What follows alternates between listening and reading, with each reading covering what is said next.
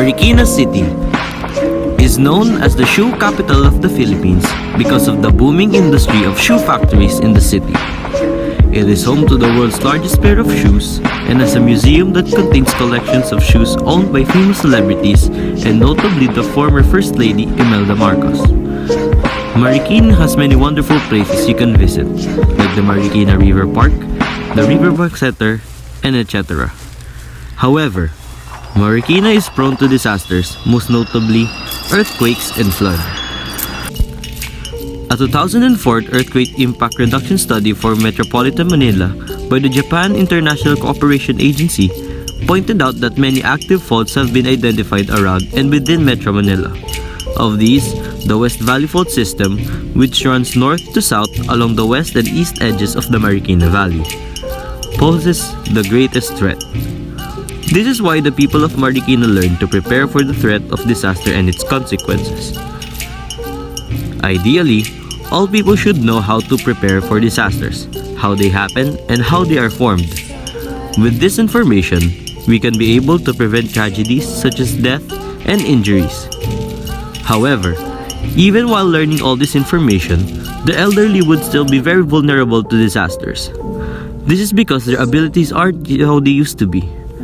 This prevents adequate preparations for disasters and hinders their adaptability during disasters. We, students of Manila Science High School, are here to research on the lived experience of the elderly currently residing at Marikina regarding disaster preparedness.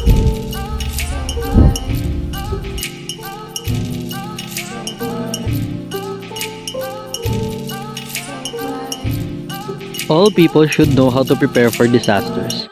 With this information, it can prevent tragedies such as death and injury and a sense of strengthened preparedness for response in disasters through increasing the capacity to predict, monitor, reduce or avoid possible damage or addressing potential threats.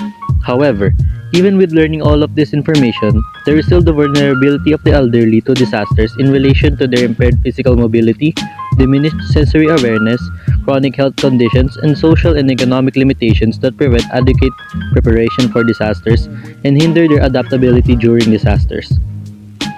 The researchers would like to focus on the specific human experience of disaster preparedness, including the capability, reaction, and coping mechanism of an individual or as a group.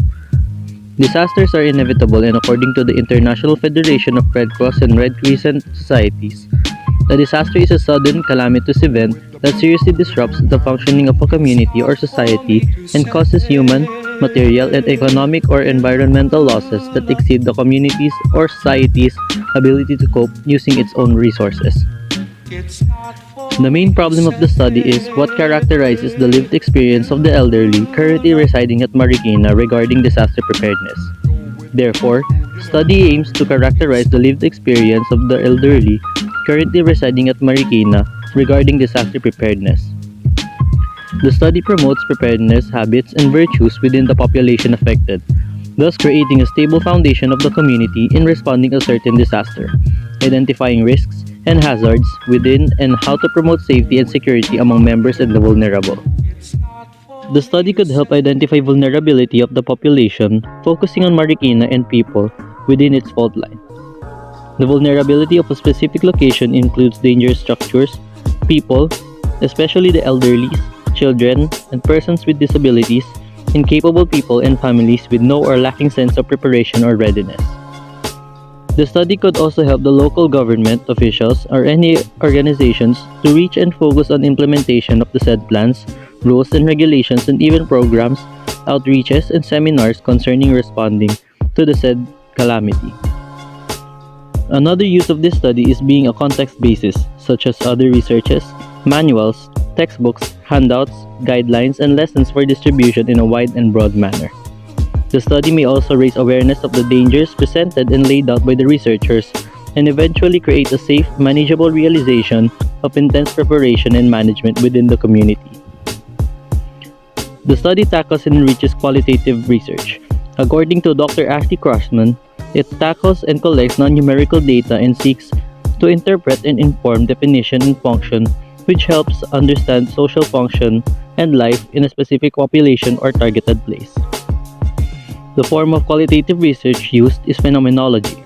Neubauer, Whitcup, and Varpio state that it focuses on the study of an individual or a collective lived experience, and according to the International Encyclopedia of Education, lived experience is presently rather widely used among the disciplines, but it possesses special methodological significance for phenomenology.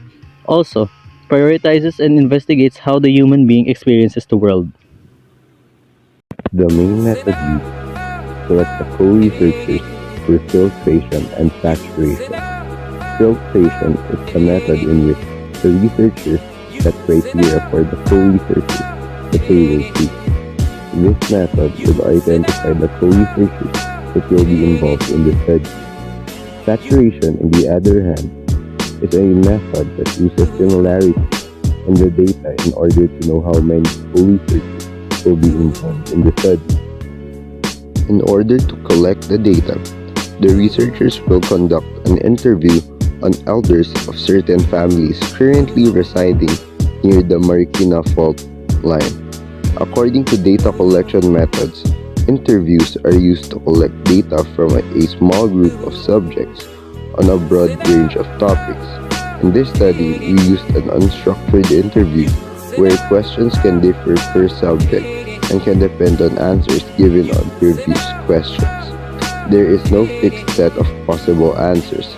The researchers utilize this method by returning to the co-researchers and speaking to them once more to confirm if the initial interpretation of their words was the message they wanted to convey. Colyse's method of analysis is rigorous and robust, and therefore a qualitative method that ensures the credibility and reliability of its results. It allows researchers to reveal emergent themes and their interwoven relationships. The researchers were able to identify the steps of disaster preparedness and mitigation, which are the following: awareness, self-preparation, family preparation, and community preparation. These are the different stages into reaching fully pledged, unobservable disaster preparedness. Moreover, through these different steps, the researchers were able to show a ripple effect in those different stages, since it provides a continuous motion into reaching disaster preparedness, thus creating the disaster preparedness ripple. The first phase of the disaster preparedness ripple, entitled awareness, represents the focus and the root of the preparedness. The key to reducing loss of life, personal injuries, and damage from national disasters is widespread public awareness and education. The second phase of disaster preparedness ripple, entitled self-preparation, is where any preparation must begin. Self-preparation is discipline. It is a process to ensure one's safety and wellness of a being. The third phase of the disaster preparedness ripple, entitled family preparation, is where an individual achieves priority and sense of authority unto his or her family members.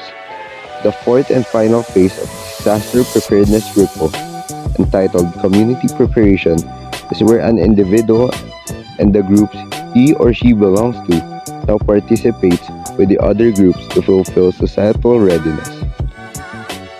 The researchers concluded that preparations start within themselves. As they start to be aware of these disasters and its effects, they start to do preparations within themselves. Then, they share this information with their families to begin with their preparations. Then, once shared, they become more encouraged to attend disaster preparedness seminars, and they are able to share the information to the community. This will lead to everyone being prepared for disasters. Based on the results, it is important for the elderly to be prepared for disasters. The preparations they made have saved their lives and thus lessened the effects of the impact of disaster to their homes and their lives.